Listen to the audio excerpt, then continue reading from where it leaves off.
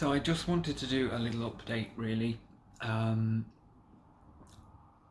I will be honest, I feel quite low today, um, but there's good days and there's bad days. I tell myself that it will pass, um, but I suppose I feel quite sort of emotional. Um, there's good news and there's bad news, really. The good news is that my referral got through and I have my appointment with my surgeon on the 3rd of May, which is about 7 weeks away. It's an in-person appointment, so Dad and I will be going to Middlesbrough, and he will have a chance to look at my ribs and to feel my ribs. I guess I'm a little bit worried because I read something from there's a lady in the group who has SRS, and she was a few weeks behind me with going for her dynamic ultrasound, and she has seen her surgeon, which is a different surgeon to mine, and the surgeon has said that he thinks that surgery would make things worse. So naturally she feels very upset about that.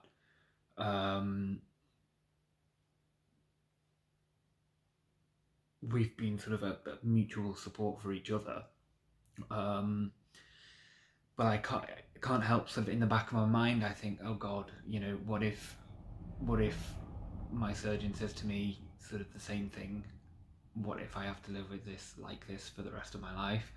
I try and bring myself back and say, okay, it's a different person, it's a different situation. Just try not to think about that, because if I worry about something, it might not happen. But it's still in the back of my mind. On the whole, though, I really trust my surgeon, and I think that the outcome will be positive. I expect that there will be, I know that surgery can make things worse. I know that, in terms of nerve pain in particular. But that's a risk that I'd be willing to take, because I don't just have nerve pain. I have other different types of pain, and I could live with that. I don't particularly want to have to live with that, but if I do, it's not the end of the world. If I can get to a point where I can, stand up for more than 4 minutes at a time and walk and go out and do things and work, then I'm happy with that. I know that in the UK this week, COVID has sort of taken hold again. I read yesterday on BBC News that 1 in 25 people in England had COVID last week, and hospitals are starting to suffer again. I know that the cardiothoracic department at James Cook Hospital, which is where I'll be going, apparently they only have 10 beds there, and they would normally have 3 wards across the whole department. And obviously, and quite rightly, cancer patients are being operated on first. So I do expect that after the consultation there will be a very long wait for surgery. So that's a positive, that I have the appointment with my surgeon, and then we can go from there. I applied for PIP, which is personal independence payment. It's like a disability payment, in December, and I had my assessment on Wednesday. That's something that I was really anxious about, because first of all, I don't want to be in a situation where I'm claiming disability benefits, but I have to do that at the moment, and I'm hoping that it won't be forever. I read a lot of negative things about PIP and the application process, and some people, it takes years and you have to really fight for it. It goes on a point system. From what I've read from multiple sources, most people get denied, and then they have to do something called a mandatory reconsideration, where it's like an appeal, which takes a very long time. And then if it gets denied again, they go to a tribunal, a court appearance with it's normally a judge, a disability expert, and a health professional, and they overturn 70% of DWP, Department for Work and Pensions, decisions. I read a lot of negative things from people who'd had PIP assessments. So I was very nervous and very anxious about that. But honestly, the lady that I had my appointment with, it was over the phone. It took about an hour, and she was great. She was really she listened. She was very understanding, very sympathetic, and I can't fault her in any way at all. I think she was a nurse. So that seemed to go well, and she will write a report and send that to the DWP, and then they will make a decision in the next 2 months, which is quite a long time, really. But that's how the DWP is, and government departments in general in this country. I think one of the things that's bothered me is, because I'm still not really leaving the house, I'm still having pain, etc. It's still really hard. I'm still having issues with my GP, my doctor. I asked them for another sick note because I have to have that because I'm still off work. And for months he'd been putting general aches and pains, which I thought was quite demeaning. If that's the right word, demeaning, sort of, not really acknowledging the full situation and trying to sort of put it down. So I asked in writing that in light of my dynamic ultrasound report that they update the narrative of that from general aches and pains to reflect the diagnosis of slipping rib syndrome. And then I received that, and it says rib pain hyphen suspected slipping rib syndrome, and it kind of feels like this particular doctor is just being as difficult as possible. It's been him that I've seen since day one with this, and he's refused to look at my ribs. He refused initially to send my referral, despite having the diagnosis, to my surgeon. He told me that there was nothing medically wrong with me. He actually shouted at me, which was, that's not good.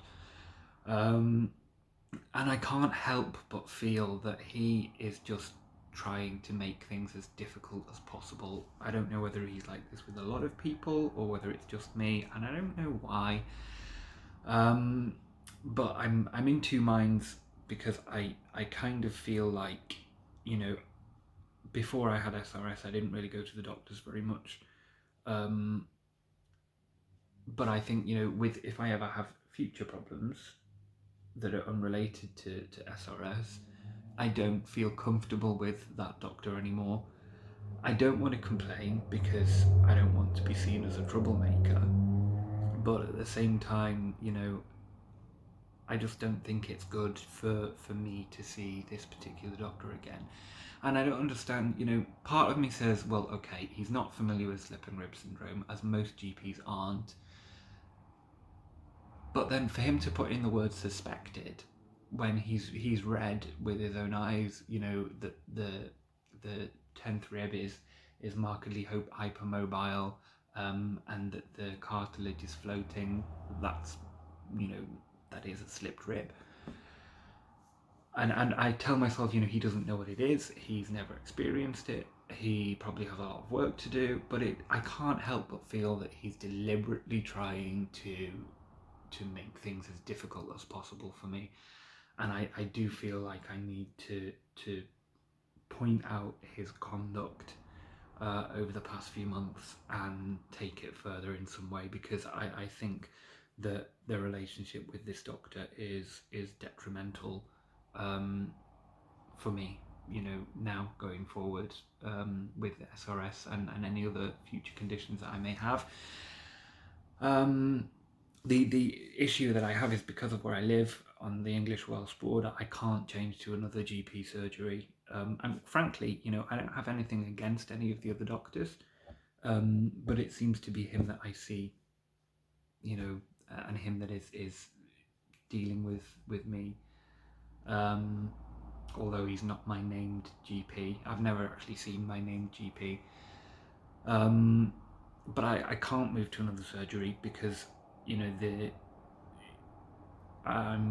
if I approached a GP, as I have done in England, that is further away, I'm out of their area and they won't have me because I'm in Wales. And the next surgery in Wales is, again, they say that they're too far away to have me as a patient. So I'm like geographically stuck with this surgery, whether I like it or not. So I think I'm going to write to them. I'm going to give it a few days because it still feels I still feel a little bit sort of angry about it, and I don't really want that to come across. I want it to be written in a really structured, formal way that is going to sort of benefit me. Yesterday, first of all, things haven't changed mobility-wise, pain-wise, as you wouldn't expect them to. Yesterday, one of my friends and neighbours took me to the supermarket, which is 200 metres away. I used to be able to walk there, but I can't get there. I can't get anywhere at the moment. So she took me in the car because I needed to get my prescription, my tablets. Normally my dad would go and get them for me, but he's 2 counties away, and I see him every few weeks. But because of when my meds ran out, I had to go and get them. So my neighbour took me, and we had lunch in the cafe, which was really nice. It's the first time I've been out in a long time. I didn't have to walk far, and while I was there, I had a phone call from my boss. I've not been in work since November, just to see sort of how I am, and one of the things he said was, you don't sound like you're in pain. And I told him, well, it depends on the time of day, what I've been doing. I'm not in constant pain. I mean, I am, it's always there, but sometimes, like now, it's at a level where it's manageable. Whereas if I stand or I walk or, I shift into a certain position, the pain really gets intense. And I kind of feel a bit hurt in a way by that, because what does a person in pain sound like, and do I have to be in pain all the time to have validation? I feel like there's judgment there. I don't think it was on purpose, and I do think that I'm being a bit oversensitive at the moment, because I can be sometimes, and I know that.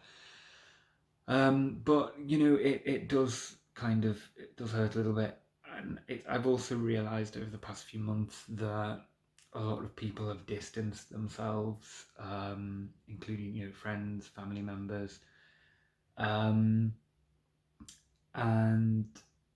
there are people who I would expect to have heard from, that know about my situation. I'd expect them to have contacted me, at some point to see how I am.